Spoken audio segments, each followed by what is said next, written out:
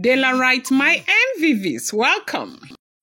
Report reaching us right now is that the Ooni of Ife Palace is going through what they have never ever witnessed before. They said that the shock of the century happened when they got a report that two chiefs fled over Aare crown oath taking. They say one was struck down by the gods on their way to Ijebu, Igbo, okay?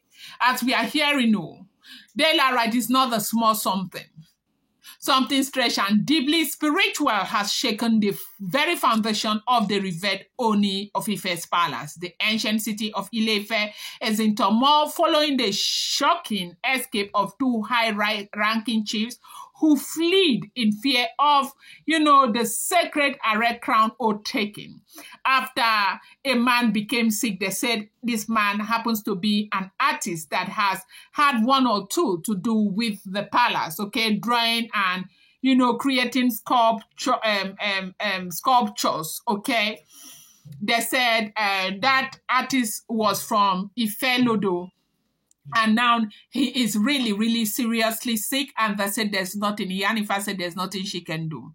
Now, in a desperate bid to escape the consequences of their action, they ran towards Ijebu, Igbo, seeking the protection of a feared native doctor. But the gods did not look kindly on their, drama, on their betrayal.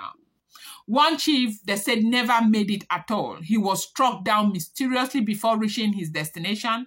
Witnesses say he screamed in agony before collapsing by the roadside. His body, contorted in an unnatural manner. The other chief, barely survived, found trembling and incoherent at the roadside, unable to move forward or return to Ile-Ife. They said, it was, as we are hearing, if the information is true, they said it's an Okada man, somebody who is doing Okada, okay? Now, this Okada man, they said that, those interior areas, they are Okada that can go very, very far. They go very far. So they said this Okada man used to go very, very far. He goes like inter-village Okada man. They said this man had lived in Ile-Ife before and he knows these chiefs very, very well. And when he saw one of them by the roadside and he stopped to probe what was going on, they told that one that the other one was struck dead. And the one who was struck dead, they did not call the police. They said they took that one to a shrine because they knew that with what had happened, it was something that had to do with an abominable act. So they had to go and dump the body in the shrine. And usually this kind of body, they don't touch them. They have medicine men who are able to give them like some kind of local embalmment to wait for their family, okay? That in that, they wrote to Ijebu, Igbo, they said they were not going to put them in their village and all of that. They said the shrine is close to what you would want to call an evil forest. That was where they took the body to. Now, they said that, in fact, they said the Ooni of Ife's palace, okay, inside the palace, the atmosphere, was so thick. The Council of Elders, spiritual custodians, and Ifa priests have gathered, speaking in harsh but urgent tone. The Aare crown is not an ordinary object. We have been saying this over and over again. It's an ancient and sacred crown tied to the very essence of the throne. To reject its oath is to defy the gods and ancestors. And then, if they were not guilty, where were they coming to? Where were they running to? You cannot be running like that when you are not guilty. You have done something.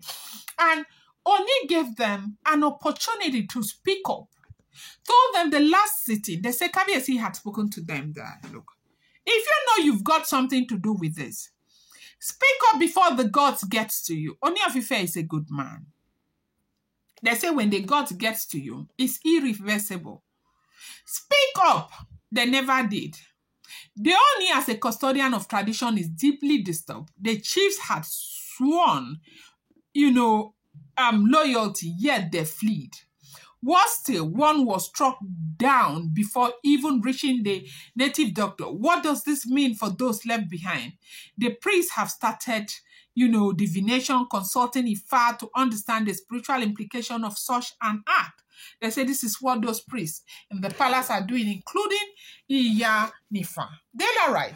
We do know that in the Yoruba tradition, when someone defies a sacred oath, especially one tied to a powerful crown, it is seen as an insult to the deities. The consequences are swift and brutal. Here is what happened next. They said that when things like this happen, if they had confessed before the gods got to them, that there probably would have been a way to probably cleanse the palace. That in cases like this, the palace must be cleansed, out of any, negative energy left by this chief betrayer. If our priest will perform sacrifices to appease the gods, or worse, send spiritual retribution to anyone who is involved in this.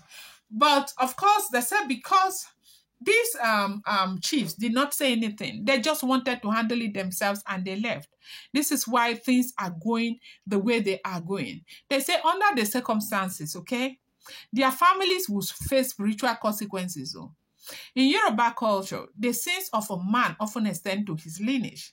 The family of the deceased chief may need to perform urgent ritual to prevent the wrath of the gods from affecting them.